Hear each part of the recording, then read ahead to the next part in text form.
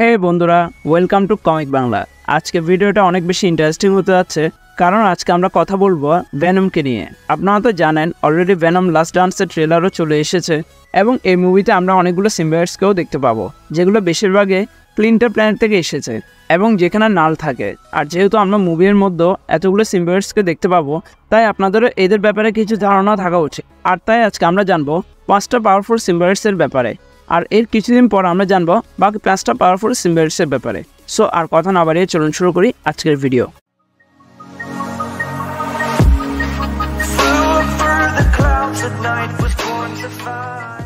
Number 10, venom. তো ভেনমকে 10 নম্বরে দেখে আপনারা হয়তো ভাবছেন ভেনম তো তার মুভির হিরো, তাহলে সে কেমনে 10 নম্বরে থাকে?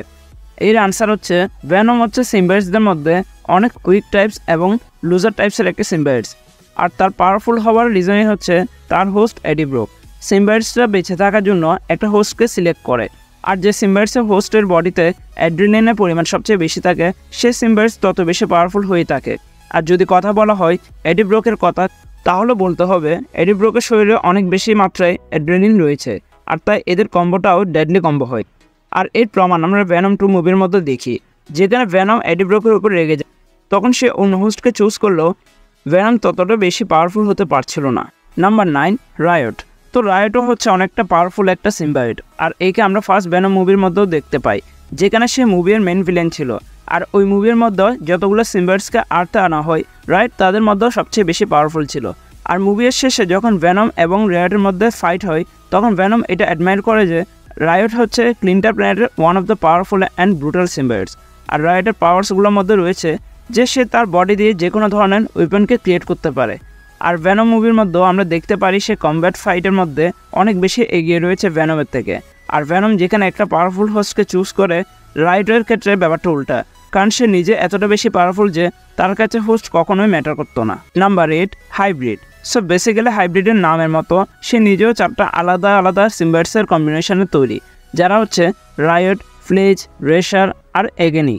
মূলত এই 4টা সিম্বায়টের কম্বিনেশনের ফলে হাইব্রিড সিম্বায়ট অনেকটা বেশি পাওয়ারফুল। তাই সে নিজের বডি থেকে শুধু ওয়েপন্সকে ক্রিয়েট করতে পারে না, এর পাশাপাশি সে নিজের বডি থেকে অ্যাসিডকেও প্রডিউস করতে পারে, ইভেন বড় বড় জাম্প করতে পারে, এবং মাঝে মধ্যে সে উঠতেও পারে।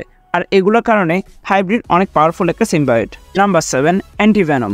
সো অ্যান্টিভেনম হচ্ছে এমন একটা সিম্বায়ট যে কিনা সিম্বায়টসের রেস থেকে বিলং করে না, কারণ তার ক্রিয়েশনে হয়েছে অনেকটা আলাদাভাবে। মার্বেল কমিক্সের অ্যাকর্ডিং অ্যান্টিভেনমের ক্রিয়েশন হয় তখন যখন ভেনম এডি ব্রককে ছেড়ে দেয়, কিন্তু তার কিছু ছোট ছোট পার্টিকেলস এডি ব্রকের বডিতে থেকে যায়। আর যখন এডি ব্রক মিস্টার নেগেটিভের সাথে দেখা করে, যার ছোঁয়া মাত্রই মিস্টার নেগেটিভের কিছু পাওয়ার এডি ব্রকের শরীরে চলে আসে। আর তখন মিস্টার নেগেটিভের পাওয়ার এবং ভেনমের ওই পার্টিকেলসে মার্চ হওয়ার কারণে ক্রিয়েশন হয় অ্যান্টিভেনমের। আর অ্যান্টিভেনমের সবচেয়ে বড় স্ট্রং পয়েন্ট হচ্ছে এই সুপার হিলিং ফ্যাক্টর, যা তার হোস্টকে খুব তাড়াতাড়ি হিল করতে হেল্প করে। আর অ্যান্টিভেনম যেহেতু কোনো প্রপার সিম্বায়ার্সও না, তাই ফায়ার এবং সুপারসনিক সাউন্ডও এর উইক পয়েন্ট না।